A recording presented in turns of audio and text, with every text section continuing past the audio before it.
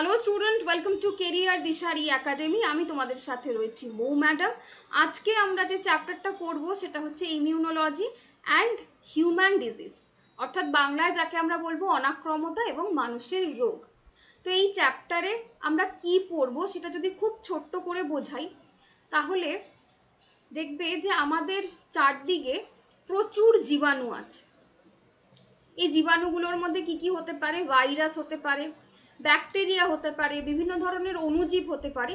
এই প্রত্যেকটা জীবাণু প্রতিনিয়ত আমাদের দেহে খাদ্যের মধ্যে দিয়ে হোক, জলের মধ্যে দিয়ে হোক, অথবা নিঃশ্বাসের মধ্যে দিয়ে হোক, প্রতিনিয়ত কি হচ্ছে? মানুষের শরীরে ঢুকছে, তাই তো? এবং এই জীবাণুগুলো যখনই মানুষের শরীরে ঢুকছে, মানুষের শরীরে দেখবে সব জীবাণুর জন্য আমাদের কিন্তু ডক্টরের কাছে যেতে হয় না বা ওষুধ খেতে হয় না। তো এই যে জীবাণুগুলো মানুষের শরীরে ঢুকছে এবং যার ফলে বিভিন্ন ধরনের রোগও সৃষ্টি হচ্ছে, বাট সব রোগের জন্য আমাদের ডক্টর দেখাতে হয় না বা মেডিসিন খেতে হয় না। কারণ কি? কারণ আমাদের বডিতে একটা সিস্টেম কাজ করে, যে সিস্টেমটার নাম আমরা বলবো ইমিউনিটি সিস্টেম, বা বাংলায় যেটাকে বলবো অনাক্রমতা। ঠিক আছে? এবং এই ইমিউনিটি সিস্টেমটা বা এই ক্ষমতাটা আমাদের বডিতে রয়েছে বলে এই প্রতিনিয়ত যে জীবাণুগুলো মানুষের শরীরে ঢুকছে সেগুলো অটোমেটিক্যালি দেহ থেকে ধ্বংস হয়ে যাচ্ছে। ধরো নর্মাল ওয়েদার চেঞ্জের জন্য জ্বর হচ্ছে, ওষুধ খাচ্ছ না, নর্মাল ধরো রেস্ট নিচ্ছ, 2-3 দিন ঠিক হয়ে যাচ্ছ। তো এইটা কেন হচ্ছে? বডিতে ইমিউনিটি সিস্টেম কাজ করছে বলে, বডির ইমিউনিটি পাওয়ার আসছে বলে। যখনই বডির ইমিউনিটি পাওয়ার কমে যাবে তখন এই জীবাণুগুলো কি করবে? রোগ সৃষ্টি করবে। এবং এই রোগের জন্য তোমাকে কি করতে হবে? ডক্টর দেখাতে হবে, বিভিন্ন ধরনের টেস্ট করতে হবে, 1000টা ওষুধ খেতে হবে, এক গাদা পয়সা শ্রাদ্ধ, তাই তো? তো এই যে বেসিক জিনিসটা, এইগুলোই আমরা এই চ্যাপ্টারে পড়ব। ওকে, তো এবার বলি যে এই চ্যাপ্টারটা আমরা কিভাবে পড়বো। যেহেতু হাতে সময় কম, 14 জুলাই এক্সাম, তো আমরা কি করব? একটু স্মার্ট ওয়েতে ক্লাসটাকে করব। তো আমরা আগেই এমসিকিউ এবং কনসেপ্ট এই দুটোকে একসাথে মিলিয়ে করব। অর্থাৎ একটা করে কোয়েশ্চেন নেব, সেই কোয়েশ্চেনের যা কনসেপ্ট সমস্তগুলো দেখব, এবং সেই এমসিকিউ এর কনসেপ্ট থেকে আরও কি কি কোয়েশ্চেন হতে পারে সেগুলো আমরা জেনে নেব। তাহলে এই তিনটে জিনিস একটা ক্লাসেই করে নেব, টাইম হাতে কম বলে একটু বেশি স্মার্ট ওয়ার্ক করতে হবে। ওকে, তো চলো স্টার্ট করা যাক। তো প্রথমেই আমরা যেটা কোয়েশ্চেন পড়বো সেটা হচ্ছে মানুষের দেহে প্লাজমোডিয়ামের সংক্রমণ ঘটে কিভাবে। তো প্রথমে আমরা আনসারটা জেনে নিই, দেন আমরা আনসারের এক্সপ্লেনেশন জানবো। তো রাইট আনসার হচ্ছে কি ম্যালেরিয়া। ওকে, এবার আমরা জানি যে প্লাজমোডিয়াম কি জিনিস। প্লাজমোডিয়াম হচ্ছে গিয়ে একটা একোষী পরজীব, যেই একোষী পরজীবটার দ্বারা ম্যালেরিয়া সৃষ্টি হয়। এবং এই পরজীবটি সাধারণত মশার কামড়ের মাধ্যমে মানুষের মধ্যে সংক্রামিত হয়। ব্যাপারটা কি? ব্যাপারটা হচ্ছে গিয়ে এই যে প্লাজমোডিয়াম, প্লাজমোডিয়াম কি? একটা অণুজীব, তাই তো? এই অণুজীবটা কার মধ্যে যাচ্ছে? মশার মধ্যে যাচ্ছে। মশার লালা গ্রন্থিতে এটা রয়েছে। এবার মশা যখনই কামড় দেয় তখনই এই লালা গ্রন্থি থেকে এই প্লাজমোডিয়াম অণুজীবটা কি করে যায়? মানুষের শরীরে প্রবেশ করে যায়, যেটা ম্যালেরিয়া রোগের সৃষ্টি করে। এবার প্লাজমোডিয়ামের অনেকগুলো প্রজাতি রয়েছে, বিভিন্ন প্রজাতির জন্য বিভিন্ন ধরনের ম্যালেরিয়া হয়। ঠিক আছে, প্রত্যেকটা আমরা পড়ব। তো আর কি কি ইনফরমেশন আছে দেখো ম্যালেরিয়া সম্পর্কে। ম্যালেরিয়া যেই মশাগুলোর থেকে হয় সেই মশাটার নাম হচ্ছে স্ত্রী অ্যানোফিলিক্স মশা। স্ত্রী অ্যানোফিলিক্স মশার কামড়ে আমাদের ম্যালেরিয়া রোগ হয়। ঠিক আছে, আর এই প্লাজমোডিয়ামটা হচ্ছে গিয়ে প্রোটিস্টা গোত্রের অন্তর্গত।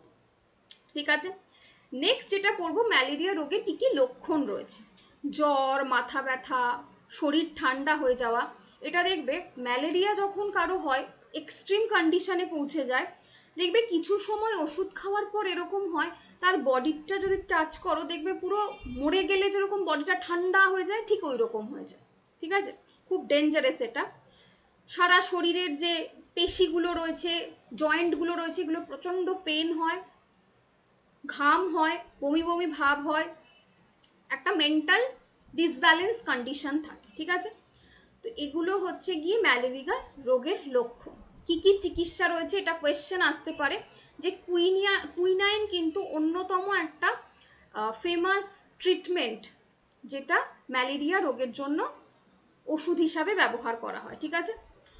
নেক্সট, ক্লোরোকুইন এবং প্রাইমাকুইন, এই দুটো কিন্তু ম্যালেরিয়া রোগের জন্য ব্যবহার করা হয়, ম্যালেরিয়া রোগের বিভিন্ন ভ্যারিয়েন্টের জন্য। আমি একটু আগেই বললাম যে প্লাজমোডিয়াম যে ভাইরাসটা রয়েছে, প্লাজমোডিয়াম যে অণুজীবটা রয়েছে, এইটা যখন এফেক্ট করে এর বিভিন্ন প্রজাতি রয়েছে, ঠিক আছে।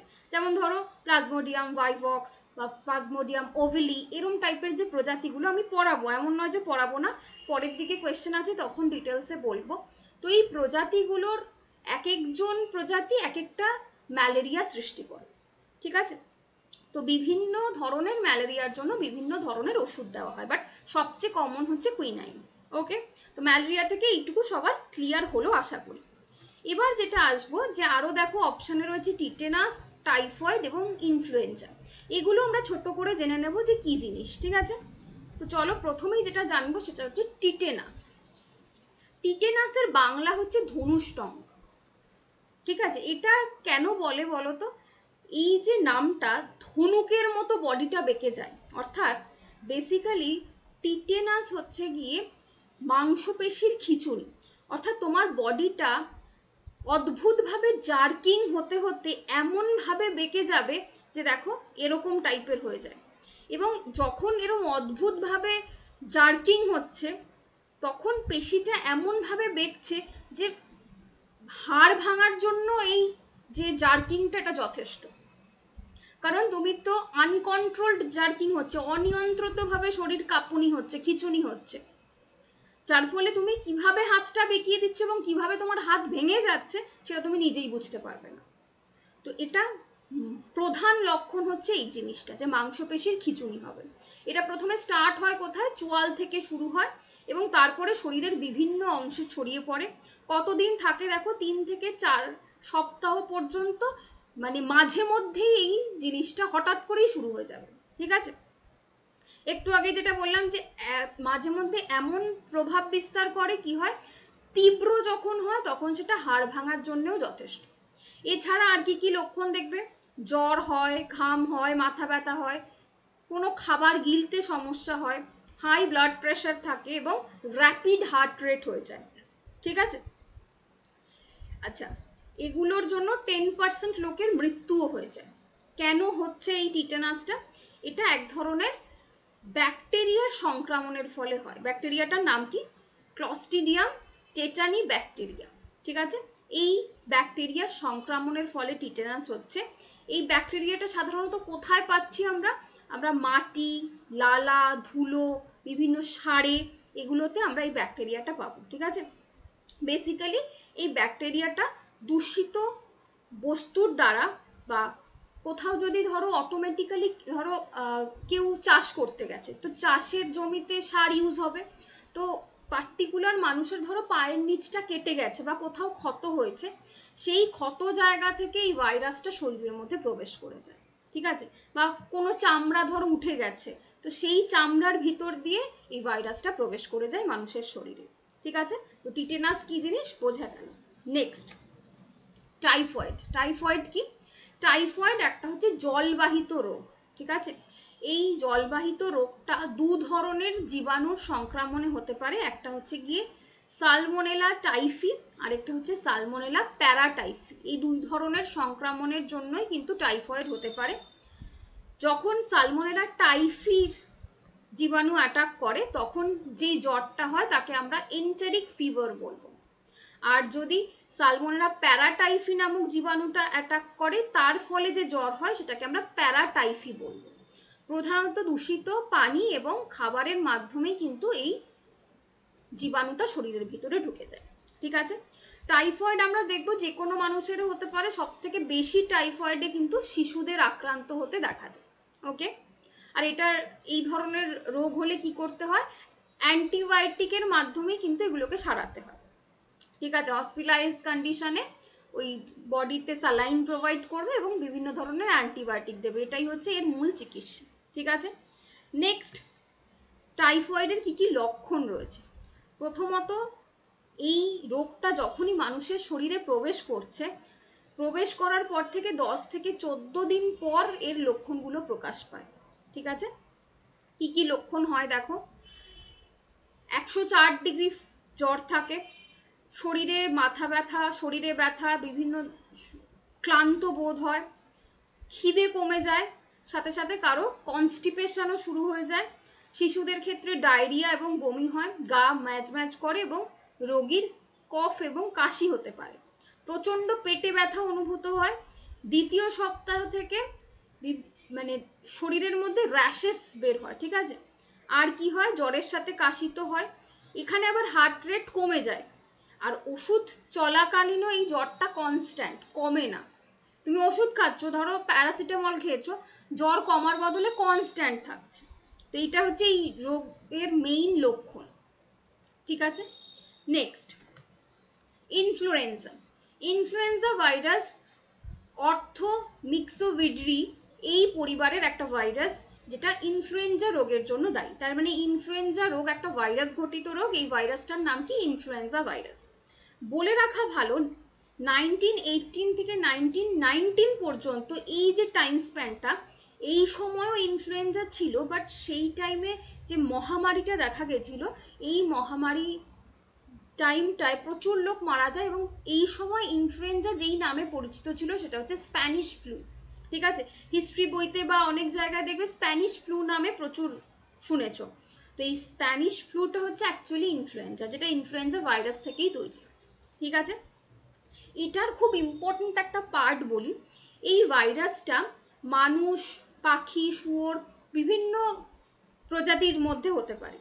এবার ইম্পর্টেন্ট কি বা মেইন ফাংশনটা কি, সাপোজ ধরো শুয়োরের মধ্যে এই ইনফেকশনটা ঢুকেছে।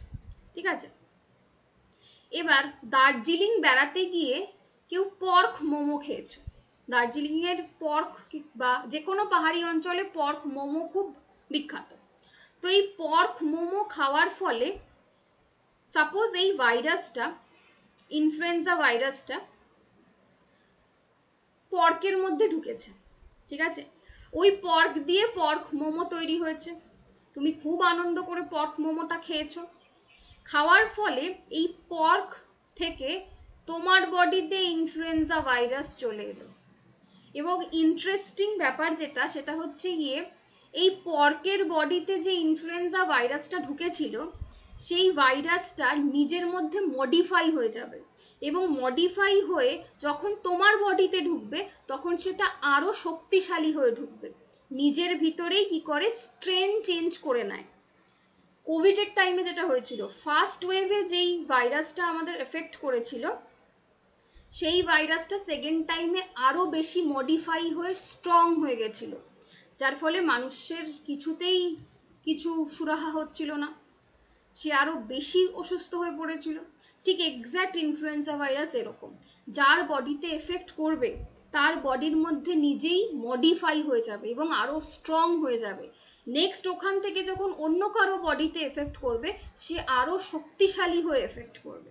ঠিক আছে, তো নেক্সট দেখি ইনফ্লুয়েঞ্জা ভাইরাসের মেইন লক্ষণ কি। 100-র বেশি জ্বর থাকবে, গলা ব্যথা থাকবে, কাশি থাকবে, মাথা ব্যথা থাকবে, ডায়রিয়া হবে, শরীর ভীষণ উইক হয়ে যায়, নাক বন্ধ হয়ে যায়, বমি বমি ভাব হয়, কারো ক্ষেত্রে প্রচণ্ড রকম বমিও হয়। ঠিক আছে, তো ফার্স্ট কোয়েশ্চেনের থেকে দেখো আমরা কত কিছু জেনে নিলাম। প্রথমত ম্যালেরিয়া জানলাম, টিটেনাস, টাইফয়েড, ইনফ্লুয়েঞ্জা সব জেনে নিলাম।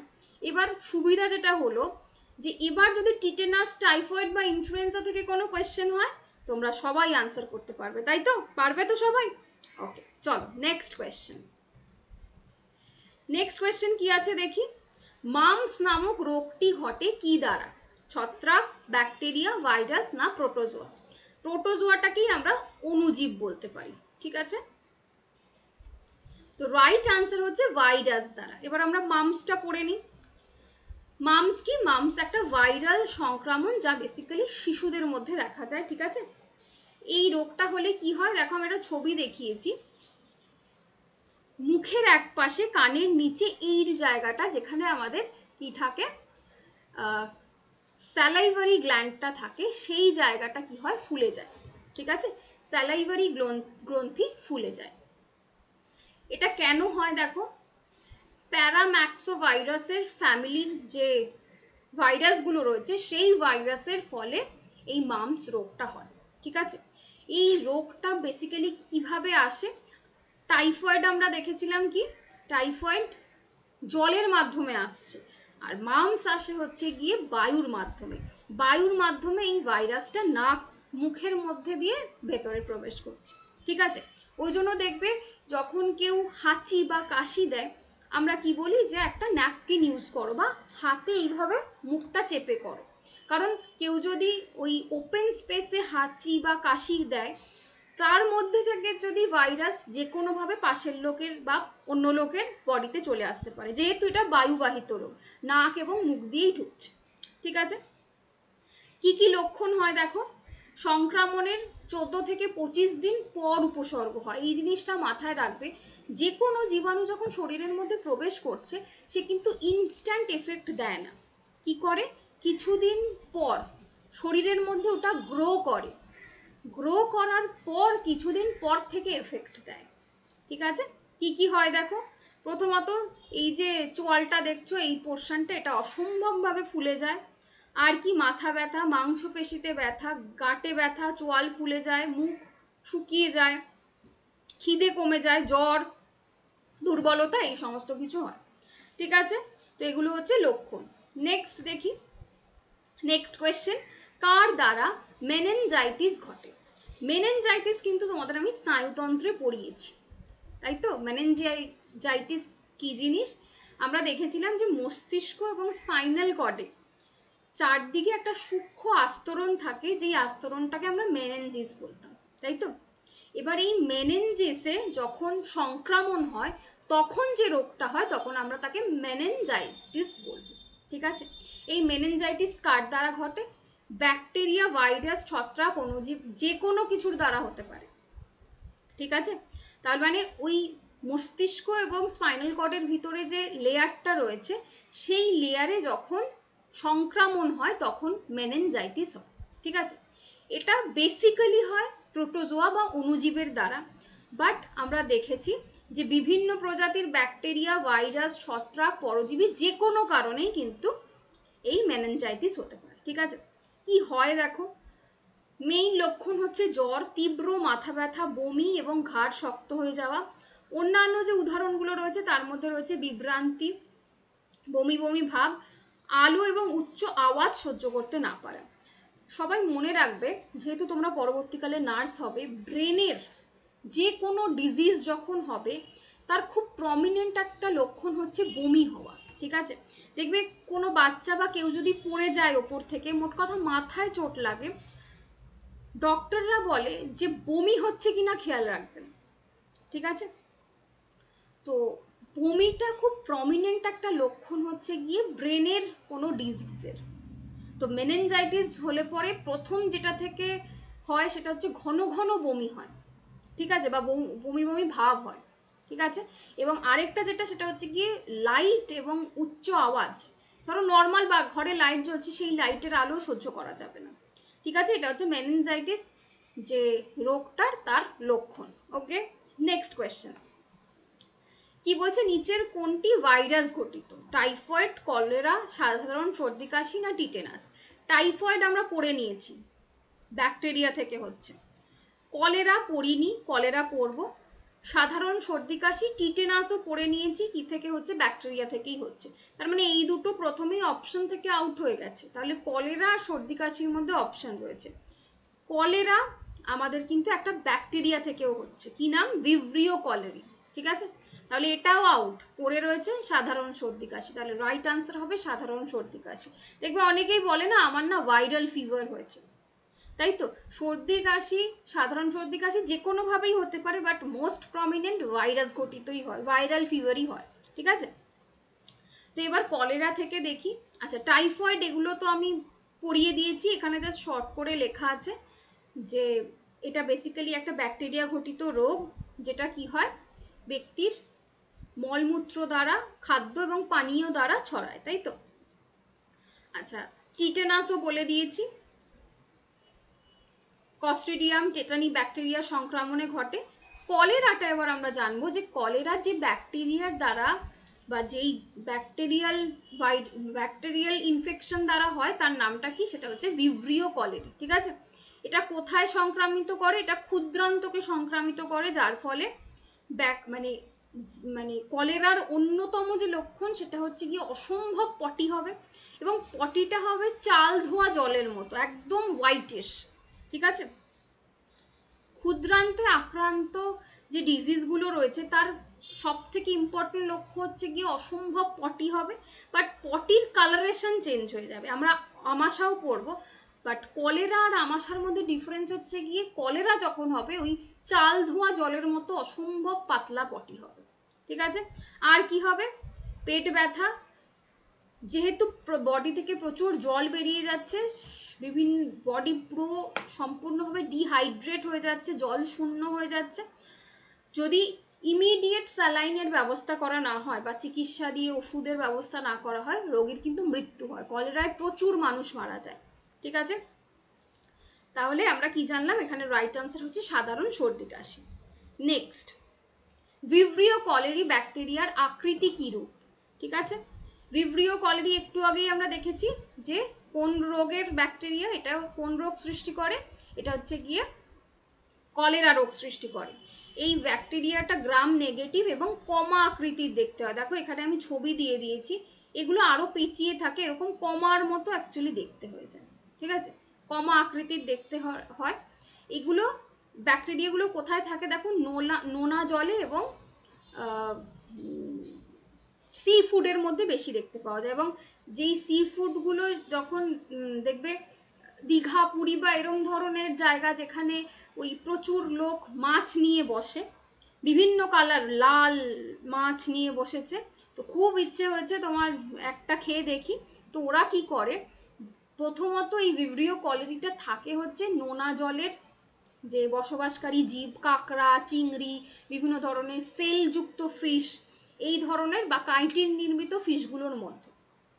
এবার ওই ফিশগুলোর মধ্যে ছোট্ট করে ভিব্রিও কলেরি ঢুকে আছে, তোমার গিয়ে ভীষণ ক্রেভিং হয়েছে, খুব ইচ্ছে করছে, লোভ হচ্ছে যে একটা কাঁকড়া মশলা দিয়ে ভাজা খাবো। তুমি সুন্দর করে ভাজা খেয়েছো, পরের দিন থেকে কোনো এফেক্ট হবে না, বাড়িতে আসলে 3-4 দিন পর থেকে অসম্ভব পটি হচ্ছে, তো তোমার কলেরা হয়ে গেছে। কারণ এই ধরনের জায়গায় এই ভিব্রিও কলেরি বাস করে, এবং ওখানকার যে আধ সেদ্ধ মাছটা রয়েছে, সেই আধ সেদ্ধ মাছের কারণেই কলেরাটা হয়। কারণ ওরা অল্প আছে, আমাদের বাড়ির মতো তো ভালো করে ধুয়ে ফুটিয়ে এত সরঞ্জাম দিয়ে তো রান্না করবে না, তো ওরা ওই অল্প আঁচে যতটুকু হোক কুক করে প্রচুর স্পাইসি মশলা ছড়িয়ে দেয়, যার ফলে টেস্টটা ভালো লাগে, বাট ভেতরে কাঁচা থেকে যায় বা ভেতরের যে মেইন ব্যাকটেরিয়াটা সেটা যায় না, যার ফলে বিভিন্ন ধরনের রোগ হয়। বেসিক্যালি ভিব্রিও কলেরির জন্য কি রোগ হচ্ছে? কলেরা রোগ হচ্ছে, ঠিক আছে? আর এটা দেখতে কিরকম? কমা আকৃতির মতো এই ব্যাকটেরিয়াগুলো দেখতে হয়। ওকে, চলো নেক্সট। পাক্সিনিয়া জীবাণু নিচের কোন রোগের সাথে সম্পর্কিত? রাইট অ্যান্সার হবে হচ্ছে গমের কাণ্ডের মরিচা রোগ। এবার গমের কাণ্ডের মরিচা রোগ, পাক্সিনিয়া যে জীবাণুটা রয়েছে সেটা দু ধরনের হয়, একটা হচ্ছে পাক্সিনিয়া গ্রামিনিস আর একটা হচ্ছে পাক্সিনিয়া ট্রাইটিসিনিয়া, ঠিক আছে? যখন ট্রাইটিসিনিয়া এফেক্ট করে তখন গমের পাতায় মরিচা রোগ হয়, আর যখন কাণ্ডে এফেক্ট করে মানে গ্রামিনিস জীবাণুটা অ্যাটাক করে তখন কি হয়? মরিচা রোগ হয়। এটা বেসিক্যালি ছত্রাক বা ফাঙ্গি বেস্ট, ঠিক আছে? ছত্রাক গোত্রে পড়ে। কি হয় দেখো এই রোগটা হলে, কাণ্ডের পাতার মধ্যে লালচে বরণের ফুসকুড়ি টাইপের জিনিস হয়, এই যে জায়গাগুলোতে দেখো লাল ফুসকুড়ি টাইপের জিনিস হয়েছে, ঠিক আছে? আর কি হয়, আস্তে আস্তে কাণ্ড দুর্বল হয়ে যায়, আর যখনই বৃষ্টি হয় বা বাতাস হয় এই কাণ্ডগুলো হেলে পড়ে যায়।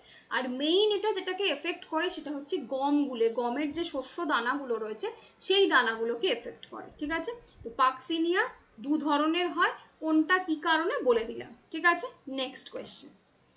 হেপাটাইটিস রোগ মানুষের কোন অঙ্গ ক্ষতিগ্রস্ত হয়? হেপাটাইটিস হলে পরে মানুষের যকৃৎ ক্ষতিগ্রস্ত হয়। এবার হেপাটাইটিস কি জিনিস দেখো, হেপাটাইটিস হচ্ছে গিয়ে যকৃতের প্রদাহ, অর্থাৎ শরীরের যে মেইন ইম্পর্টেন্ট অঙ্গ লিভার বা যকৃৎ, এইখানে এই ডিজিজটা হয়। ঠিক আছে, লিভার কি করে আমরা জানি যে খাদ্য হজম করা হোক বা শরীরের যা কোনো টক্সিসিটি হোক বা শরীরের যে শক্তি সঞ্চয় করে রয়েছে এই সমস্ত কাজগুলো আমাদের লিভারের মাধ্যমে হচ্ছে, তাই তো? তো এই লিভারটা যখন অ্যাফেক্টেড হচ্ছে, এবার এই লিভার অ্যাফেক্ট হওয়ার বিভিন্ন কারণ হতে পারে। একটা জেনেটিক্স কারণ হতে পারে, মানে জেনেটিক্যালি হচ্ছে। সেকেন্ড যেটা হয় দেখবে, যারা প্রচণ্ডভাবে অ্যালকোহল খায়, প্রচুরভাবে মদ খাচ্ছে, তাদের হেপাটাইটিস সব থেকে বেশি দেখতে পাবে। অথবা যদি বিভিন্ন ধরনের ওষুধ খাওয়ার ফলেও কিন্তু হেপাটাইটিস টক্সিসিটির থেকে, মানে বিভিন্ন বিষক্রিয়ার থেকেও হতে পারে। ঠিক আছে, হেপাটাইটিসের দেখো 5টা ভাগ রয়েছে, যার মধ্যে সব থেকে কমন হচ্ছে hepatitis B. Hepatitis A, B, C, alcoholic hepatitis যেটা আমি বললাম যে প্রচুর মদ খাওয়ার ফলে হয়, আর অটো ইমিউনো হেপাটাইটিস যেটা ওই জেনেটিক ভাবে হয়। ঠিক আছে, এগুলো হচ্ছে হেপাটাইটিসের টাইপ। এগুলোর জন্য কি বললাম, কি কারণে হয়, এই মদ খাওয়া থেকে হোক বা শরীরের বিভিন্ন জায়গায় বিষক্রিয়া শরীরে ঢোকার ফলে হোক, এগুলোর থেকে এই যকৃতের প্রদাহ এই রোগটা সৃষ্টি করে। লক্ষণ কি? পেশিতে ব্যথা, গাঁটে ব্যথা, জ্বর, মাথা ব্যথা, দীর্ঘকালীন ক্লান্তি, জন্ডিস, হতাশা, অসুস্থ বোধ, অলস্য, খিদে কমে যাওয়া, বারবার পেটে ব্যথা হওয়া এবং বমি বমি ভাব, এগুলো হচ্ছে হেপাটাইটিসের লক্ষণ। এবার হেপাটাইটিস কেন হচ্ছে, একটু আগে যেটা বললাম, জেনেটিক্যাল থেকে শুরু করে ভাইরাল সংক্রমণ যে কোনো কারণে হতে পারে। এ, বি, সি, ডি এবং ভাইরাল যে হেপাটাইটিস এই সংক্রমণের দ্বারা হতে পারে। আরেকটা ইম্পর্টেন্ট কারণ হচ্ছে মদ্যপান, যারা ভীষণ অ্যালকোহল খায়। আরেকটা হচ্ছে গিয়ে চর্বি জমার ক্ষেত্রে দেখবে ফ্যাটি লিভার যাদের রয়েছে গ্রেড 3-4-এ পৌঁছে যায়, তাদের ক্ষেত্রে কিন্তু আস্তে আস্তে হেপাটাইটিস হওয়ার সম্ভাবনা বেড়ে যায়। ঠিক আছে, তো হেপাটাইটিস হলে মেইন মানুষের যেটা নষ্ট হয়ে যায়, হজম ক্ষমতা নষ্ট হয়ে যায়। ঠিক আছে, হজমে প্রবলেম হয়, ব্যথা, পেটে অসম্ভব ব্যথা হয় এবং সাথে জ্বরও হতে থাকে। ঠিক আছে, নেক্সট, রোগ সৃষ্টিকারী জীবাণুকে কি বলে? রোগ সৃষ্টিকারী জীবাণুকে আমরা প্যাথোজেন বলবো। ঠিক আছে, এবার আসছি হোস্ট কি, সাসপেক্ট কি, প্যাথোজেনেসিস কি। ঠিক আছে, এখানে একটু একটা জিনিস বোঝার রয়েছে। কি জিনিস? যেমন ধরো আমি একজন মানুষকে ধরলাম, কি নাম তার? রাম। ঠিক আছে, এবার রামের কি হয়েছে? রামের হয়েছে জ্বর, তাই তো? এবার জ্বর বিভিন্ন কারণে হতে পারে, ভাইরাস থেকে হতে পারে, মোট কথা আমি যদি ধরি যে কোনো জীবাণু সংক্রমণের জন্য হয়েছে। সেই জীবাণুটা হতে পারে ভাইরাস, হতে পারে ব্যাকটেরিয়া, হতে পারে অণুজীব। এই 3ভাবে জীবাণু সংক্রমণ হয়েছে, যার ফলে ওর জ্বর হয়েছে, তাই তো? এবার যখন এই জীবাণুর সংক্রমণের ফলে রামের জ্বর হয়েছে, তো জ্বর যখন অলরেডি জীবাণুর থেকে হয়ে গেছে তখন আমরা বলবো প্যাথোজেন, তাই তো? এবার প্যাথোজেন মানে হচ্ছে রোগ সৃষ্টি হয়েছে। এবার সৃষ্টির পর এই জ্বরের ফলে বিভিন্ন সিমটম দেবে, তার মানে এই সিমটম গুলোকে আমরা বলবো প্যাথোজেনেসিস।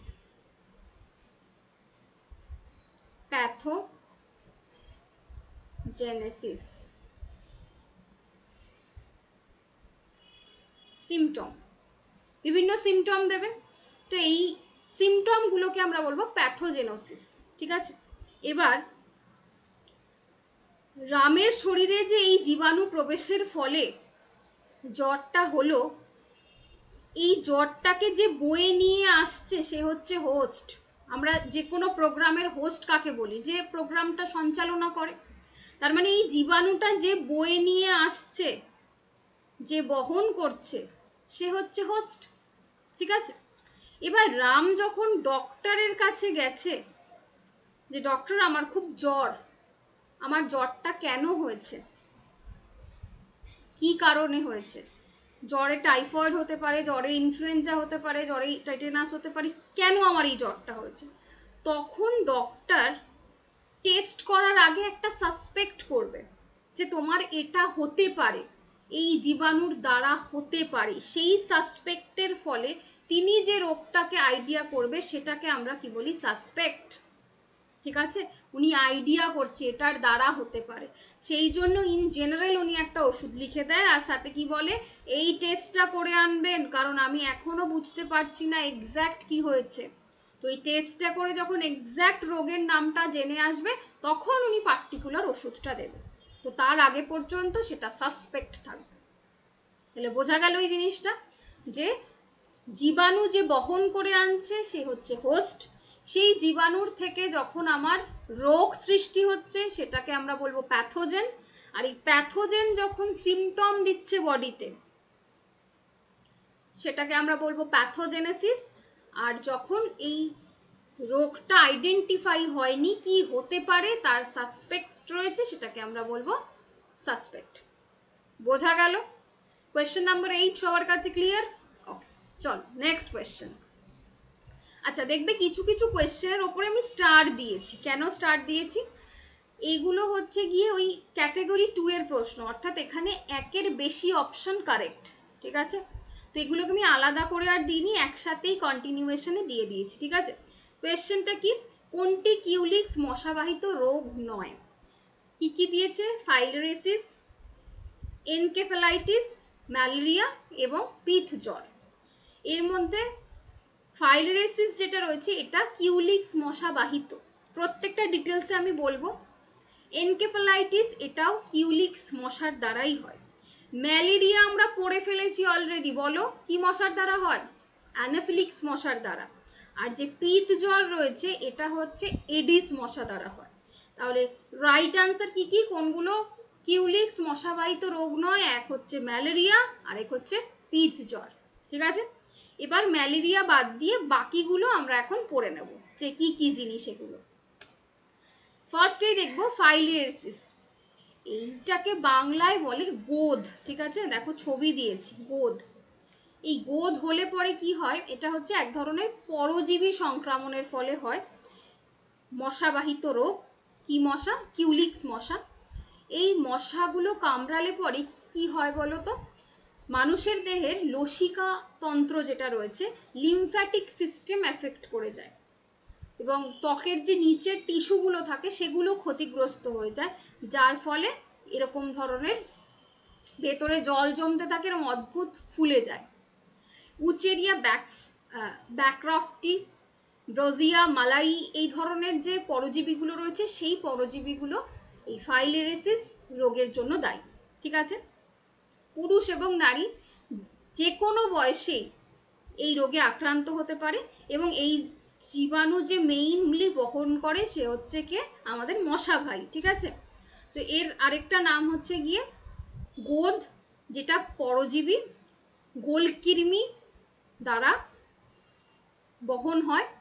কি কি সিমটম রয়েছে দেখো? অনিয়মিত জ্বর আসবে, কাঁপুনি হবে, শরীরে ব্যথা হবে। যেহেতু এই লিমফ্যাটিক নোডগুলো নষ্ট হয়ে যায়, এই লিমফ্যাটিক নোডগুলো নষ্ট হয়ে যাওয়ার ফলে জল জমে ফুলে যায়, বিভিন্ন মানে অসম্ভব পেন হয়। ঠিক আছে? আর কি হয়? ইডিমা হয়। ঠিক আছে? আর কি হয়?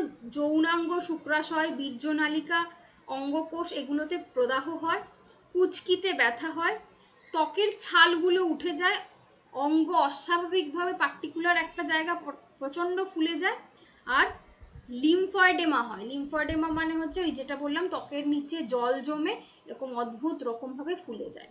ঠিক আছে? ফাইলেরিয়াসিস হলে এই জিনিসটা হয়। ঠিক আছে? Next, encephalitis. এনকেফেলাইটিস হচ্ছে গিয়ে মস্তিষ্কের প্রদাহ। এটাও একটা ভাইরাস সংক্রমণ, হয় হচ্ছে মশার দ্বারাই। এনকেফেলাইটিসের অন্যতম যে ভাইরাসটা রয়েছে সেটা হচ্ছে হারপিস ভাইরাস। এছাড়াও কিন্তু এনকেফেলাইটিস অন্য কারণেও হতে পারে। কুকুরের কামড়ে যদি র্যাবিস হয়, র্যাবিস ভাইরাস অ্যাটাক করে, অথবা জল বসন্ত হয়, সেই থেকেও কিন্তু এনকেফেলাইটিস হতে পারে। এছাড়া আমাদের দেশে যে খেজুরের রস পান করা হয়, খেজুরের রসে অবস্থার ওর মধ্যে নিপাহ ভাইরাস বলে একটা ভাইরাস থাকে, সেই ভাইরাস থেকেও কিন্তু এই এনকেফেলাইটিস হতে পারে। ঠিক আছে, আর কি দেখো, এই ভাইরাস এইডস রোগের ক্ষেত্রেও ছড়িয়ে পড়ে। যখন এইডসের থেকে এনকেফেলাইটিস হয় তখন এটাকে আমরা HIV এনকেফেলাইটিস বলবো। ঠিক আছে, কি হয়, অস্বাভাবিক আচরণ করে, জ্বর হয়, মাথা ব্যথা হয়, খিঁচুনি হয়, হঠাৎ হঠাৎ অজ্ঞান হয়ে যায়, কথা জড়িয়ে যায়, হাত পা অবশ হয়ে যায়, এগুলো হচ্ছে এনকেফেলাইটিসের মেইন লক্ষণ। এটা দুটো টাইপের হয়, একটা হচ্ছে ইনফেক্টিভ এনকেফেলাইটিস আর একটা হচ্ছে অটো ইমিউনো, যেটা জেনেটিক্যালি বডিতে গ্রো করে। ঠিক আছে, তো এনকেফেলাইটিস পড়া হয়ে গেল। আর কি পড়া হয়ে গেল, আমাদের ফাইলোরেসিসও পড়া হয়ে গেল। এবার আসি পিত জ্বর, বা বাংলায় ইংলিশে যেটাকে আমরা বলবো কি ইয়েলো ফিভার। ইয়েলো ফিভার, ঠিক আছে, ইয়েলো ফিভার কি জিনিস, এটাও এক ধরনের ভাইরাল সংক্রমণ, যেটা এডিস মশা থেকে হয়। এডিস মশার একটা প্রজাতি যার নাম এডিস ইজিপ্টি, সেই মশার থেকে এটা হয়। ঠিক আছে, কি হয়, এটা হলে পরে শরীর পুরো জন্ডিস হলে পরে যেমন শরীর হলুদ হয়ে যায়, সেরকম হলুদ হয়ে যায়। ঠিক আছে, আর কি কি উপসর্গ আছে দেখো, খিদে কমে যায়, জন্ডিস হয়, মাথা ব্যথা হয়, গাঁটে ব্যথা হয়, পেশির ব্যথা হয়, বমি হয়, এগুলো সব স্টেজ 1-এ হচ্ছে। স্টেজ 1-এ যেই উপসর্গ চলে যাচ্ছে, মানুষ আস্তে আস্তে সেই ব্যক্তি সুস্থ হয়ে যাচ্ছে, নেক্সট 24 ঘন্টা পর থেকে সেকেন্ড উপসর্গ শুরু হয়।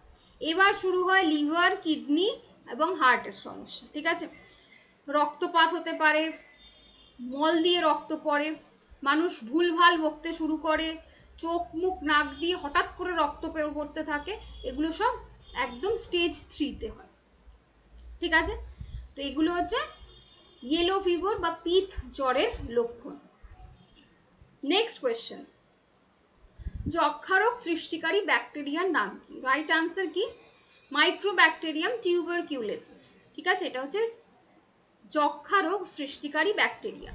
এবার যক্ষা রোগ কি জিনিস দেখো, যক্ষা হচ্ছে একটা প্রাণঘাতী রোগ, যেটা কি করে, মানুষের ফুসফুসকে অ্যাটাক করে।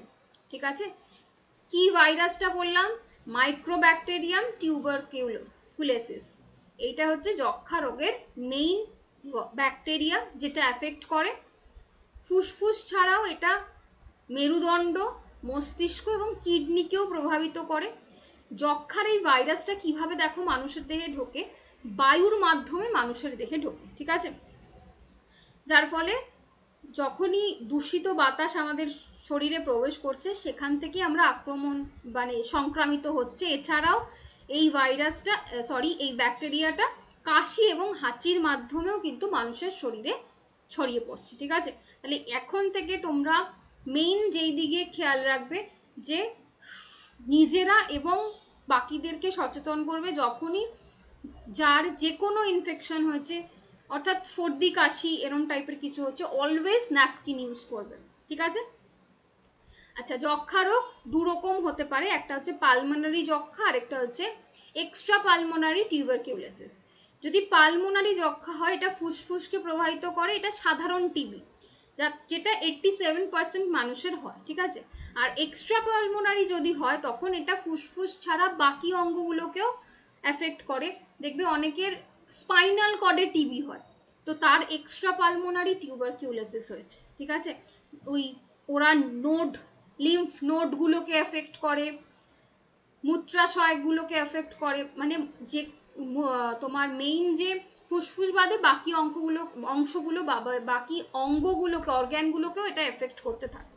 ঠিক আছে, গ্যাস্ট্রোইন্টেস্টিনাল টিবি হয়, ক্ষুদ্রান্ত বা বৃহদান্ত এরম ধরনের, যে স্মল ইন্টেস্টাইন, লার্জ ইন্টেস্টাইন, এই ধরনের জায়গাগুলোকে এফেক্ট করে। ঠিক আছে, নেক্সট কোয়েশ্চেন কি, ফাদার অফ ভিব্রিওলজি আমরা কাকে বলবো?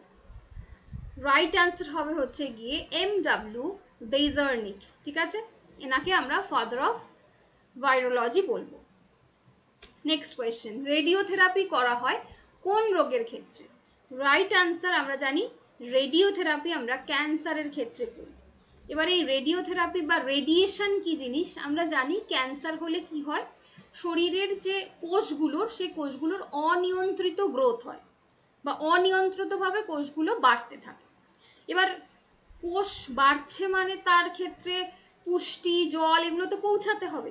এবার যখন অনিয়ন্ত্রিতভাবে বাড়তে থাকবে তখন কি হবে, কোষগুলো বাঁচবে না, তো এখান থেকেই ক্যান্সার সৃষ্টি হচ্ছে। তো এবার ক্যান্সার যখন কারো হয়, কিভাবে ক্যান্সারের প্রাথমিক চিকিৎসা হচ্ছে রেডিয়েশন থেরাপি।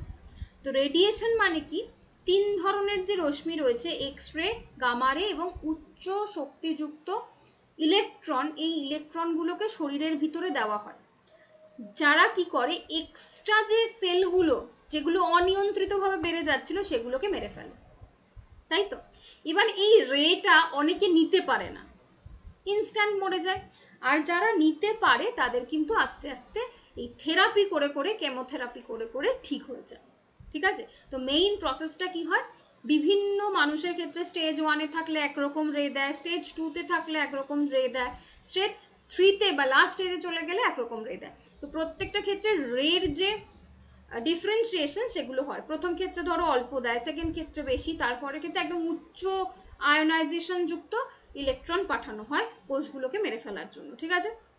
তো এখানে রেডিও থেরাপি বা রেডিয়েশন থেরাপি সম্পর্কে বললাম। টেলোথেরাপি এবং ব্র্যাকিথেরাপি এই দুটোই মেইন হয়। টেলোথেরাপি একটু লোয়ার, ব্র্যাকিথেরাপি হচ্ছে কি অনেকটা হাই রেটের আয়ন পাঠানো হয়, ঠিক আছে। নেক্সট কোয়েশ্চেন, এন্টামিবা হিস্টারিলাইটিকা জীবাণু কোন রোগ সৃষ্টি করে? রাইট আনসার হচ্ছে আমাশয়। এটা গুলিয়ে ফেলো না, ভিব্রিও কলেরি যে রোগটা সৃষ্টি করে সেটা হচ্ছে কলেরা, আর এন্টামিবা হিস্টালাইটিকা যে রোগটা সৃষ্টি করে সেটা হচ্ছে আমিষা বা আমাশয়। দুটোই কিন্তু পেটের রোগ, দুটোতেই অসম্ভব পটি হয়, একটা চাল ধোয়া জলের মতো পটি হয়, আরেকটাই দেখবে যে পটিটা হচ্ছে সেটা ইয়েলোইশ হয়, বলে যে ওই মানে আম ফ্লেভার বেরোয়, যার জন্য আমাশয় নাম দেওয়া হয়েছে, ঠিক আছে। তো এটা মানুষের অন্ত্রে অ্যাফেক্ট করে, আর কি করে, প্রচণ্ড পেটে ব্যথা হয় এবং এর সাথে পটি থেকে ব্লাডও বেরোয়, শ্লেষ্মা যেগুলো রয়েছে সেগুলো পটি থেকে বেরোয় এবং ব্লাড বেরোতে থাকে, ঠিক আছে। এবং এটার যে মেইন লক্ষণ সেটা হচ্ছে পেট কামড়ে পটি পাবে, তুমি কন্ট্রোল করতে পারবে না, কলেরাতেও কন্ট্রোল করতে পারবে না, বাট দুটোর ক্ষেত্রে যে ডিফারেন্সিয়েশন, একটাই হচ্ছে ওই ইয়েলোইশ পটি হবে সাথে ব্লাড বেরোবে, ওই আমযুক্ত পটি, ওই জন্য আমাশয়, আর ওটা হচ্ছে চাল ধোয়া জলের মতো পটি হবে, যার জন্য কলেরা, ঠিক আছে। তাহলে কলেরা আমরা জানি, এখানে টাইফয়েডও জানি, আমাশয় পড়লাম, সিফিলিস কি জিনিস জানি না, তো সিফিলিসটা দিয়ে দেখি। সিফিলিস হচ্ছে গিয়ে এক ধরনের যৌন পথে সংক্রমণ রোগ। কি হয়, যখন ঘনিষ্ঠ শারীরিক সম্পর্ক হয় সেই ক্ষেত্রে এই রোগটা ছড়িয়ে পড়ে।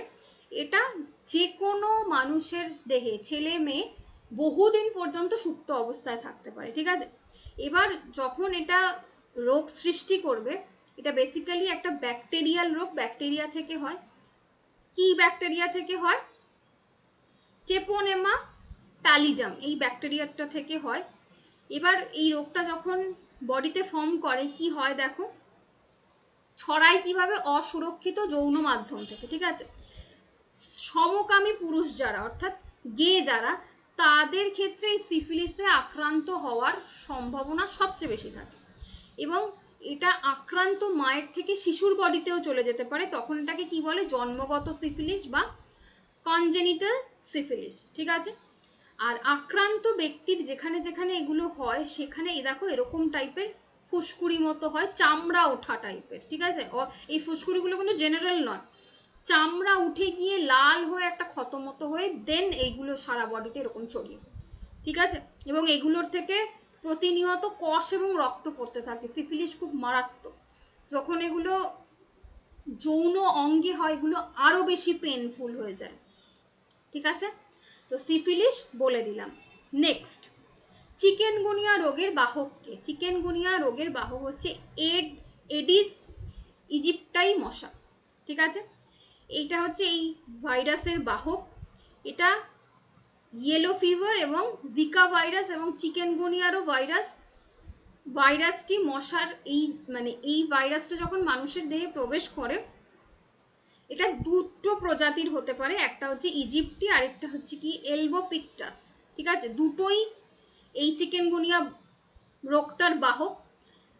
এই এডস বা এডিস মশা যেটা রয়েছে, এডিস মশা দেখবে দিনের আলোতে কামড়ায়। ঠিক আছে, দিনের আলোতে কামড় দেয়। ডেঙ্গি আমরা শুনেছি, ডেঙ্গি কম বেশি যেই টাইমটায় হয়েছিল কম বেশি সবার হয়েছে। সকাল টাইমটায় যে মশাটা কামড় দেয় সেই মশাগুলোই অ্যাকচুয়ালি এডিস মশা। ঠিক আছে, এডিস মশার জন্য তোমার ডেঙ্গিও হয়। মানুষ ছাড়াও এটা পাখি, বানর এই ধরনের ভাইরাসের জীবনচক্রেও বিদ্যমান। চিকেনগুনিয়া কি রোগ দেখো, এই রোগের যে ভাইরাসটা, এটা চিকেনগুনিয়া ভাইরাস বলা হয়। এই ভাইরাসটা যখন শরীরে প্রবেশ করবে 3 থেকে 4 দিনের মধ্যেই জ্বর শুরু হবে। আর কি হবে, অস্থিসন্ধিতে অর্থাৎ জয়েন্টে মারাত্মক পেন হবে।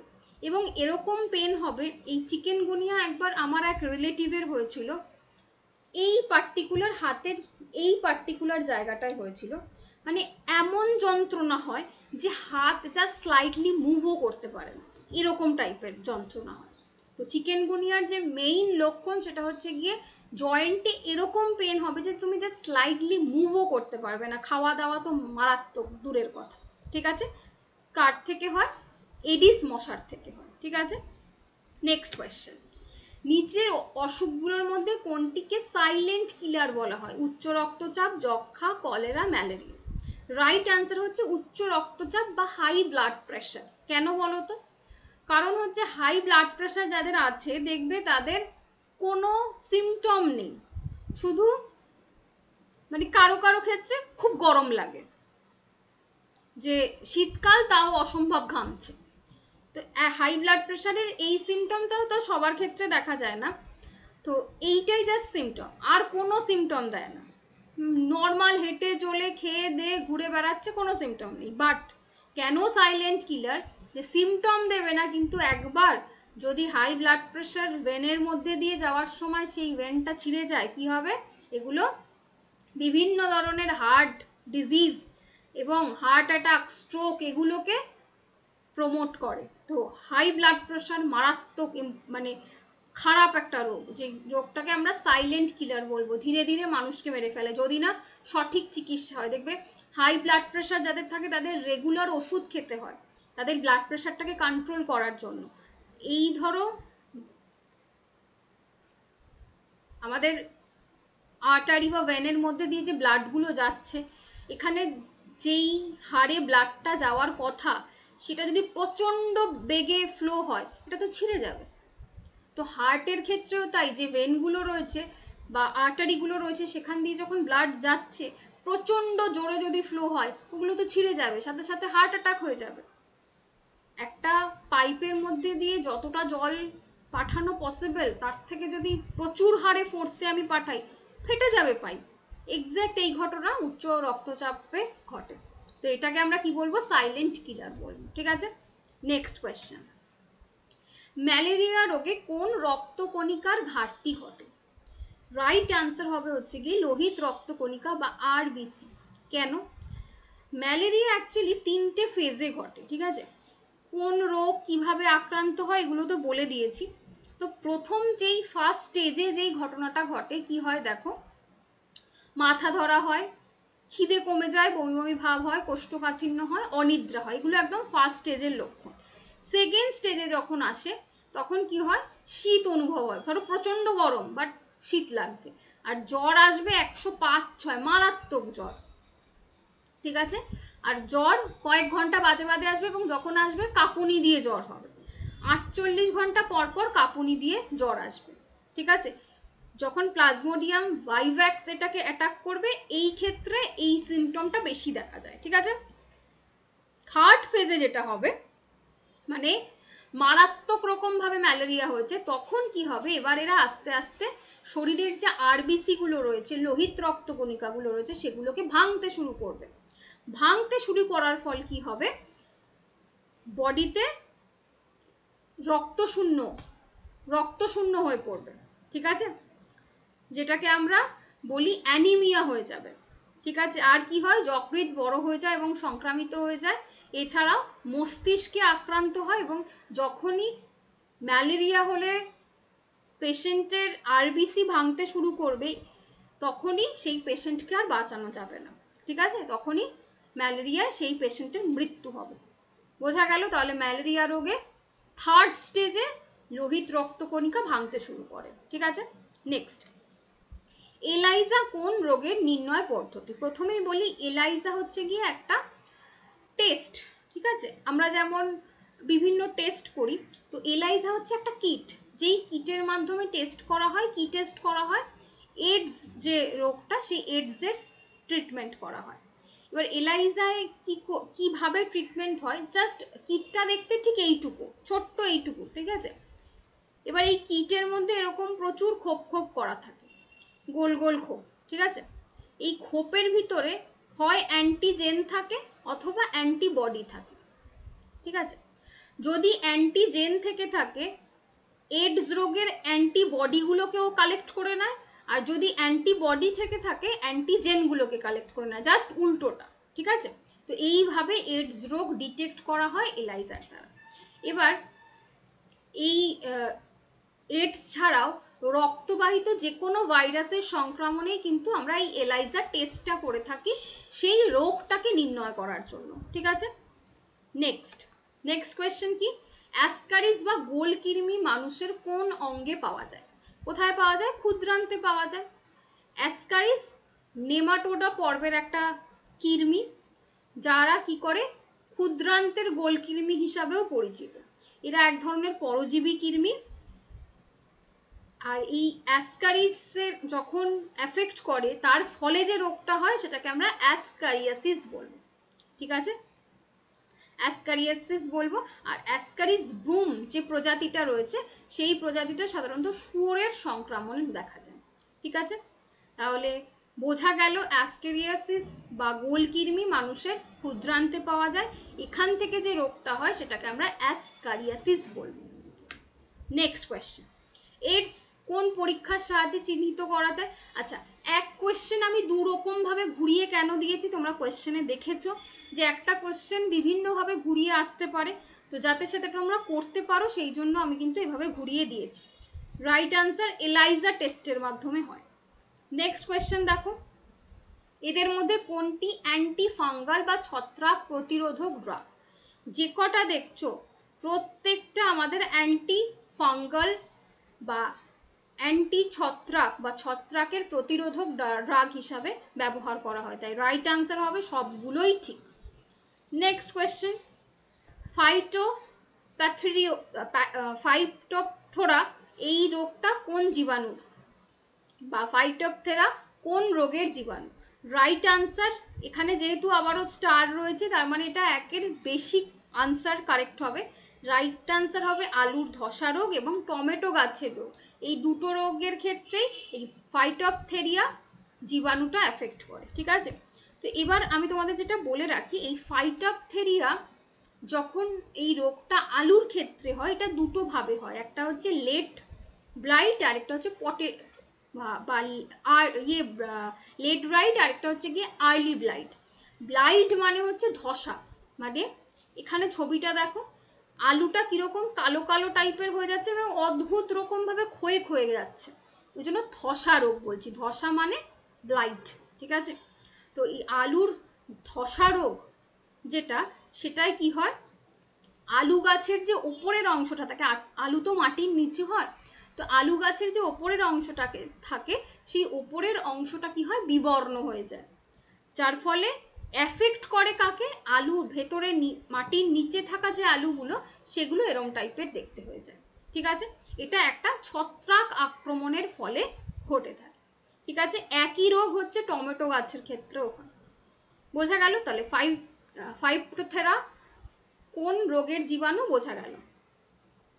নেক্সট, নিচের কোনটি প্রতিরোধে বিসিজি ভ্যাকসিন ব্যবহার করা হয়? বিসিজি টিবি বা যক্ষা রোগের ভ্যাকসিন হিসাবে ব্যবহার করা হয়। ঠিক আছে, বিসিজি ভ্যাকসিনের ফুল ফর্ম কি? ব্যাসিলাস কালমেট গুয়ালিন। এই বিসিজি ভ্যাকসিন যেটা রয়েছে সেই ভ্যাকসিনে মেইনলি যেটা রয়েছে সেটা হচ্ছে যক্ষা রোগের যে মৃত্যু হার সেটাকে কমিয়ে আনা হয়, কারণ যক্ষা রোগ একটা মারণ ব্যাধি, ঠিক আছে। তো বিসিজি ভ্যাকসিন দেখবে যেই মেইনলি দিয়ে এই রোগটাকে মিনিমাইজ করা হয়েছে, ঠিক আছে। এখান থেকে যে কোয়েশ্চেনটা আসতে পারে সেটা হচ্ছে গিয়ে প্রথম এটা স্বীকৃত হয় কত 1948-এ, এবং সারা বিশ্বের যক্ষা কর্মীরা নিরাপদভাবে প্রতিরোধমূলক ব্যবস্থা হিসাবে এটাকে গ্রহণ করেছিল। আর প্রথম মানুষকে 1927-এ বিসিজি টিকা দেওয়া হয়েছিল। এই বিসিজি টিকাটা যক্ষা রোগের জন্য দেওয়া হয়, এইটা মনে রাখলেই হবে, ঠিক আছে। নেক্সট কোয়েশ্চেন, র্যাবিস ভাইরাস কোন রোগের জীবাণু? র্যাবিস ভাইরাস জলাতঙ্ক রোগের জীবাণু। র্যাবিস ভাইরাস অ্যাকচুয়ালি একটা নিউরোট্রপিক ভাইরাস, যেটা মানুষ এবং প্রাণীর দেহে রেবাস রোগ তৈরি করে। র্যাবিস ভাইরাস কি রোগ তৈরি করছে? রেবাস, ঠিক আছে। এগুলো সাধারণ মানুষের লালা রসের মাধ্যমে ছড়িয়ে পড়ে। অ্যাকচুয়ালি কুকুর যখন তোমাকে কামড়াচ্ছে, কুকুরের লালা রসের মধ্যে দিয়ে ওই র্যাবিস ভাইরাসটা মানুষের দেহে প্রবেশ করছে, ঠিক আছে। এবং এই রোগের ফলে জলাতঙ্ক রোগ হয়। জলাতঙ্ক কেন বলছে? জলের প্রতি একটা আতঙ্ক তৈরি হয়, সেই জন্য জলাতঙ্ক, ঠিক আছে। সাধারণত কুকুর, বেড়াল, বাদুর এই টাইপের প্রাণীদের মাধ্যমে ছড়ায়।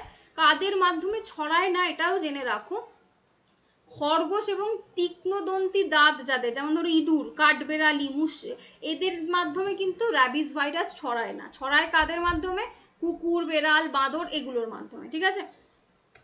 তো দেখো জলাতঙ্কে কি হয়, এটা যখন এই র্যাবিস ভাইরাসের সুপ্তাবস্থায় যেখানে কামড় স্থান বা এই যে জায়গাগুলো বললাম, কুকুর, বেড়াল বা বাদুর এরা কামড় দিয়েছে, সেই জানে কি হয়, আস্তে আস্তে ব্যথা যে পেনটা সেটা বেশি হতে থাকে। আর ধরো বডির ওপরের পার্টে, ধরো হাতে কামড় দিয়েছে, ঘাড়ে কামড় দিয়েছে, এরকম স্থানে যদি কামড় দেয় তাহলে তার মেন্টাল ডিসএবিলিটি হতে অনেক কম সময় লাগে। ধরো পায়ে কামড় দিয়েছে, তার টাইমটা একটু বেশি লাগবে মেন্টাল ডিসএবিলিটি হতে, কারণ এই ভাইরাসটা আস্তে আস্তে কেন্দ্রীয় স্নায়ুতন্ত্রে পৌঁছে যায়, সেইখানে এফেক্ট করে, ঠিক আছে। তো এই কেন্দ্রীয় স্নায়ুতন্ত্রে গিয়ে ভাইরাসটা এফেক্ট করে। এবার যত ওপরের স্থানে হবে সেখান থেকে কেন্দ্রীয় স্নায়ুতন্ত্রে পৌঁছাতে তো কম টাইম লাগবে, ঠিক আছে। নেক্সট দেখো আর কি হয়, জ্বর হয়, খিদে কমে যায়, কামড় স্থানে অদ্ভুত রকম একটা চিনচিন ব্যথা অনুভূতি হয়। আর কি হয়, যেহেতু আমি বলছি এটা সেন্ট্রাল নার্ভাস সিস্টেম এফেক্ট হয়ে যায়, একটা অদ্ভুত রকমের কনফিউশন তৈরি হয়, উত্তেজনা, লালারস ক্ষরণ হয়, এগুলো হয়, ঠিক আছে। সরি। তাহলে কি হচ্ছে দেখো, আর কি হয় বললাম, যেহেতু জল খাওয়ার সময় একটা অদ্ভুত রকমের আতঙ্ক হয়, কারণ বডিটা ডিহাইড্রেট হয়ে যেতে থাকে। তো বডি হাইড্রোফিলিক হয়ে যেতে থাকে, মানে বডিতে জল জমতে থাকে, তাই জল খাওয়ার প্রতি একটা আতঙ্ক তৈরি হয়। এবং খাবার সময় যে গলার ডায়াফ্রাম রয়েছে, সেগুলো রেসপিরেটরি অর্গ্যানগুলো রয়েছে, সেগুলো ভীষণভাবে কষ্টদায়ক যন্ত্রণা অনুভূতি দেয়, সেই জন্য খেতেও ভীষণ সমস্যা হয়। তো এই জন্য এটাকে জলাতঙ্ক রোগ বলবো। এছাড়াও কি হয়, রোগীর হ্যালুসিনেশন হয়, অদ্ভুত রকমের পাগলামি হয়, এবং যে হঠাৎ করে চেতনা শূন্য হয়ে যাওয়া, মানে এই মাত্র তাকে কিছু বললে সে ভুলে গেছে, এগুলো জলাতঙ্ক রোগে হয়, ঠিক আছে। এবার আমরা ডেঙ্গু জ্বর পড়বো, জন্ডিস পড়বো এবং বসন্ত পড়বো, ঠিক আছে। ডেঙ্গু জ্বর খুব অল্প করে বলে দিচ্ছি, এডিস মশার জন্য হচ্ছে, ঠিক আছে। 3 থেকে 15 দিন ডেঙ্গু জ্বরের উপসর্গগুলো দেখা যায়। উপসর্গগুলোর মধ্যে মেইনলি থাকে জ্বর, মাথা ব্যথা, বমি, পেশিতে ব্যথা এবং গাঁটে ব্যথা, ঠিক আছে। আর মাঝে মধ্যে ফুসকুড়িও দেখতে পাওয়া যায়। সরি। নেক্সট কি, জলবসন্ত, যেটাকে আমরা ইংলিশে বলি চিকেন পক্স। এই পক্সের দুটো ভ্যারাইটি, একটা হচ্ছে গুটি বসন্ত, একটা চিকেন পক্স। জলবসন্ত, গুটি বসন্ত শুষ্ক অবস্থায় থাকে, আর জলবসন্ত কি বলতো, ভেতরে ইনফ্লামেটেড হয়ে যায়, জল থাকে, ঠিক আছে। গুটি বসন্ত এখন আর হয় না, এখন পক্সের যে ভ্যারাইটিটা এফেক্ট করে সেটা হচ্ছে চিকেন পক্স বা জলবসন্ত, ঠিক আছে। আক্রান্ত ব্যক্তির হাঁচি, কাশি এবং ত্বকের সংস্পর্শে, এগুলো ভীষণ রকম ছোঁয়াচে রোগ, ঠিক আছে। জলবসন্ত মানে পক্স, পোশাকের মাধ্যমে সংক্রামিত হয়। আক্রান্ত ব্যক্তির দেহে আমরা সিমটম কি দেখি? প্রচুর সমস্ত জায়গায় ফুসকুড়ি ফুসকুড়ি ফুসকুড়ি থাকে এবং জল ফুসকুড়ি, ফাটালে জল বেরোবে, অসম্ভব পেন হয়, তাই তো। চোখের মনির ভেতরেও কিন্তু হয়ে যায়, এরকম মারাত্মক।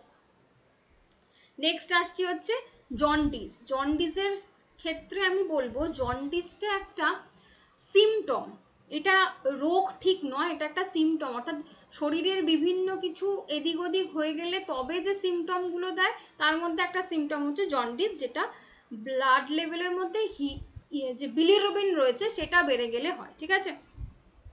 বিলিরুবিন শরীরে বেড়ে গেলে তখন যে রোগটা হয় সেটা হচ্ছে জন্ডিস। কি হয়? ইয়েলোইশ হয়ে যায় বডিগুলো, হাত, নখ, চোখ এগুলো সব ইয়েলো হয়ে যায়, ঠিক আছে। আর কি হয়? লিভারে যে পিত্ত থাকে সেই পিত্ত আনকন্ট্রোল ভাবে সিক্রিট করে, সেই জন্য বডির বিলিরুবিন মাত্রা বেড়ে যায়। জন্ডিসের যেটা ইম্পর্টেন্ট সেটা হচ্ছে তিনটে টাইপ রয়েছে, যে তিন ধরনের বডিতে জন্ডিস হয়। প্রথম যেটা সেটা হচ্ছে প্রি হেপাটিক বা হেমালাইটিক জন্ডিস। এই জন্ডিসে কি হয়? শরীরের যে লোহিত রক্তকণিকা রয়েছে রক্তের মধ্যে, সেই লোহিত রক্তকণিকা ভাঙতে শুরু করে, যার ফলে রক্তের মধ্যে বিলিরুবিনের মাত্রা বেড়ে যায়। সেই কারণে যে রোগটা হয় সেটাকে আমরা হেমোলাইটিক অ্যানিমিয়া বলবো বা সিকেল সেল ডিজিজ বলবো। এগুলো বেসিক্যালি জেনেটিক ডিজিজ বা জেনেটিক ডিসঅর্ডার, ঠিক আছে। Haemolytic jaundice. নেক্সট যেটা পড়বো হেপ্টোসেলুলার জন্ডিস। এটাই কি হয়? এই জন্ডিসটা যকৃতের ক্ষতি করে বা যকৃতের প্রদাহর ফলে হয়। এটা বেসিক্যালি মোস্ট কমন পার্ট, এই হেপাটিক জন্ডিস, ঠিক আছে। এই জন্ডিসটার ক্ষেত্রে কি কি খারাপ অবস্থা হতে পারে? লিভার সিরোসিস হতে পারে, অ্যালকোহল যুক্ত লিভারের ক্ষেত্রেও এই রোগ হয়। যারা প্রচুর জাঙ্ক ফুড খাও, লিভারকে একটু শান্তি দাও না, সেই লোকের এই হেপাটিক জন্ডিস হতে পারে। অথবা যারা মারাত্মক অ্যালকোহল খায় তাদের ক্ষেত্রে এই জন্ডিস হতে পারে, ঠিক আছে। আরেকটা হয় পোস্ট হেপাটিক বা অবস্ট্রাকটিভ জন্ডিস। এই জন্ডিসে কি হয়? আমাদের যে পিত্ত তৈরি হয় সেই পিত্ত থলির যে নালীটা যেখান থেকে পিত্ত সিক্রিট হয়, ওই পিত্ত নালীতে অবস্ট্রাকশন হয়ে যায়, যার ফলে পিত্ত আর বেরোতে পারে না, ঠিক আছে। এর ফলে শরীরে যে বিলিরুবিনগুলো জমা হয় তার ফলে জন্ডিস হচ্ছে, ঠিক আছে। তো এই জন্ডিসের ফলে কি হয়? অগ্নাশয় ক্যান্সার থেকে শুরু করে পিত্তথলিতে পাথর, এছাড়াও বিভিন্ন টিউমার, এই সমস্ত কিছু। মোস্ট কমন হেপাটিক জন্ডিস, ঠিক আছে। নেক্সট, এটাও আবার একের বেশি কোয়েশ্চেন কারেক্ট। কোন ভাইরাস সাধারণত সাধারণ ঠান্ডা লাগার জন্য দায়ী? সাধারণ ঠান্ডা লাগার জন্য 200টিরও বেশি ভাইরাস স্ট্রেন রয়েছে। বিভিন্ন ভাইরাসের ক্ষেত্রে হতে পারে, বাট মোস্ট কমন যেগুলো সেগুলো হচ্ছে rhino virus, corona virus, adeno virus, entero virus, এগুলো। তাহলে এখানে দেখো রাইনো ভাইরাস এবং অ্যাডিনো ভাইরাস এই দুটো কারেক্ট হবে, ঠিক আছে। এর মধ্যে সব থেকে কমন যেটা সেটা হচ্ছে রাইনো ভাইরাস, কারণ 10 থেকে 40% ক্ষেত্রে আমরা দেখবো যে রাইনো ভাইরাসের জন্যই কিন্তু আমাদের সর্দি কাশি হচ্ছে, ঠিক আছে। আর এগুলো সংক্রামিত হয় কিভাবে? মুখ এবং নাকের মাধ্যমে, ঠিক আছে। বায়ুবাহিত রোগ মুখ এবং নাকের মাধ্যমে সংক্রামিত হচ্ছে। আর যেটা জানার সেটা হচ্ছে রুবেলা ভাইরাস এবং ভ্যাকসিনিয়া, এই দুটো কি একটু জেনে নিই। রুবেলা ভাইরাস হচ্ছে গিয়ে ভীষণভাবে ছোঁয়াচে একটা রোগ, হাঁচি এবং কাশির মাধ্যমে ছড়িয়ে পড়ে। এটা ওই কাইন্ড অফ ঠান্ডা লাগার ভাইরাস একটা, মানে বাট এই ভাইরাসটা হলে পরে কি হয়? সব থেকে বেশি দেখা যায় গর্ভবতী মহিলার ক্ষেত্রে, রক্তের মাধ্যমে তাদের অনাগত শিশুর শরীরে ঢুকে যাচ্ছে, ঠিক আছে। এখানে MMR ভ্যাকসিন দিলে পরে রুবেলা ভাইরাস প্রতিরোধ করা যায়। গর্ভাবস্থায় ওই ভ্যাকসিনটা যদি দিই তাহলে যে সন্তান তার কোনো ক্ষতি হয় না। আর ভ্যাকসিনিয়া হচ্ছে এক ধরনের পক্স ভাইরাস, যেটা এক মানে যে চিকেন পক্স যেটা বললাম ওটার ভ্যারাইটিতে হতে পারে, ঠিক আছে। লাস্ট কোয়েশ্চেন আজকের, এইডস এর জীবাণু প্রতিরোধকারী ড্রাগ হিসাবে আমরা কাকে ধরবো? একটা হচ্ছে গিয়ে জিডোগুইন, আরেকটা হচ্ছে গিয়ে এজিথাইমিডিন, ঠিক আছে। এই দুটো হচ্ছে এইডস এর প্রতিরোধক হিসাবে ব্যবহার করা হয়। মনে রেখো এডসের কোনো পার্টিকুলার ওষুধ হয় না, এগুলো দিয়ে কি করা হয়, যে এইচআইভি যে ভাইরাসটা রয়েছে তার যে রেপ্লিকেশন পদ্ধতি সেটাকে কমিয়ে আনা হয়, বাট কিওর করা যায় না। এই জিনিসটা যে কোনো এডস রোগী নিজে নিজেই নিতে পারে। যদি কোনো মায়ের সংক্রমণ হয়, শিশুর সংক্রমণ কম হয়ে যায় যদি এই ড্রাগগুলো নেয়, এবং মেইন কাজ এইচআইভি যে ভাইরাসগুলো রয়েছে তার রেপ্লিকেশনটাকে কমিয়ে দেয় এই দুটো ড্রাগ। ঠিক আছে, তো আজকের ক্লাসে আমরা টোটাল 25টা কোয়েশ্চেন করলাম এবং 25টা কোয়েশ্চেনের সাথে যা যা কনসেপ্ট হতে পারে সবটুকু পড়িয়ে দিলাম। তো এটা গেল আমাদের পার্ট 1। পার্ট 2তে আমরা আরও কিছু এরকম কোয়েশ্চেন পড়ে নেব, তাই পার্ট 1 এবং পার্ট 2 এই দুটো যে কভার করে নেবে তার জন্য এই চ্যাপ্টার থেকে এমন কোনো কোয়েশ্চেন আর আসবে না যেটা তোমরা পারবে না। ঠিক আছে, তো আজকে ক্লাস এই পর্যন্ত। থ্যাংক ইউ সকলকে, দেখা হবে নেক্সট দিনের ক্লাসে।